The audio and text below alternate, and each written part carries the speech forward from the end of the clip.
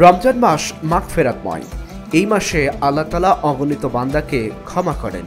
যে ব্যক্তি রমজান পেয়েও নিজের গুনাহসমূহ ক্ষমা করতে পারল না, তার চেয়ে দুর্ভাগা আর নেই। তাই জীবনের করা সকল গুনাহের কথা স্মরণ করে বেশি বেশি তওবা ইস্তেগফার করা এবং আল্লাহ তাআলার দরবারে ক্ষমা মঞ্জুর করিয়ে নেয়ার এটি উত্তম সময়।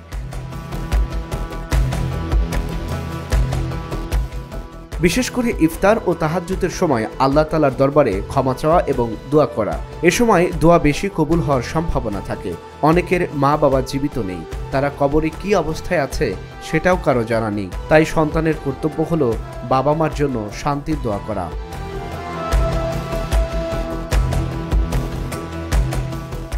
মাগফিরাতের এই সময়ে নিজেদের জন্য ক্ষমা প্রার্থনার পাশাপাশি মৃত আত্মীয় স্বজনদের জন্য ক্ষমা প্রার্থনা করা উচিত। আল্লাহর মাগফিরাত ও ক্ষমা পেতে হলে অবশ্যই খাঁটি অন্তরে তাওবা করতে হবে।